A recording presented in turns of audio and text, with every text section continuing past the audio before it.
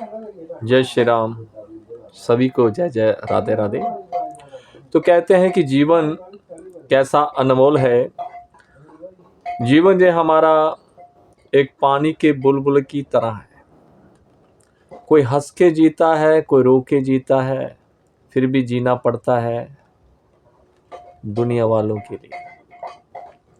लेकिन इंसान के पास आज हर वस्तु है, धन है, दौलत है, फिर भी इंसान सुखी नहीं है, क्योंकि किस कार्य को भगवान ने अपने पास रखा हुआ है।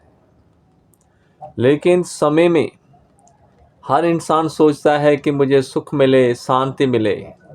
लेकिन इस युग में या संसार में जिसने प्राणी ने जन्म लिया है, कभी सुख नहीं मिलता है और सुख के पीछे हम भाग रहे हैं। लेकिन हो क्या रहा है कि हमें सुख की अनुभूति कभी मिलती नहीं, क्योंकि सुख हमें तब मिलता है कि जब हम कोई अच्छा कर्म करते हैं, जब कहीं हम सत्संग जाते हैं, कथा में जाते हैं, जब हम कहीं कीर्तन में जाते हैं, या जब हमें कहीं मुक्ति मिले, तो सबसे सुख का उपाय है। देखो क्या है जीवन में, भगवान ने क्या लिखा है। कहते हैं गरीब मीलों चलता है भोजन पाने के लिए। गरीब मीलों चलता है भोजन पाने के लिए, अमीर मीलों चलता है उसे पचाने के लिए। किसी के पास खाने के लिए एक वक्त की रोटी नहीं, किसी के पास एक रोटी खाने के लिए वक्त नहीं, क्योंकि वो पैसे कमा रहे हैं, वो धन के पीछे भाग रहे हैं। कोई अपने के लिए अपनी रोटी छोड़ देता है, कोई रोटी के लिए अपनों को छोड़ देता है। यही तो जीवन है और संसार में आज यही हो रहा है।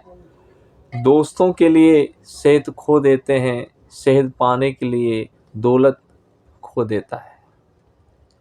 और जीवन क्या है, जीता है ऐसे जैसे कभी मरेगा नहीं, और मरा ऐसे जाता है जैसे कभी जिया ही नहीं।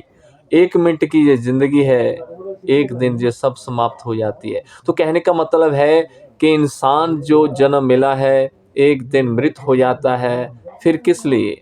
भगवान ये नहीं कहते कि हम पूजा ना करें, हम धन ना कमाए, कर्म करो। लेकिन जैसे सब्जी में, रोटी में हम कभी क्या करते हैं, नमक ज़्यादा हो जाता है तो वो रोटी, वो सब्जी होती है, वो खराब हो जाती है। इसी तरह अगर हम अति करते हैं, कोई भी कर्म में हम अति करते हैं, ज़्यादा करते हैं, भोग ज़्यादा करते हैं, सुख की कामना ज़्यादा करते हैं, लालच ज़्यादा करते हैं, और जब हम ज़्यादा वो कर्म करते हैं अपने जीने के लिए, तो उस भगवान को हम भूल जाते हैं मरने के लिए। क्योंकि जीवन में यही है, सच्चाई यही है। इसलिए सबसे सच्चा ये है कि हमें मेरी छोड़ के उस भगवान का ही सच्चा सुख है।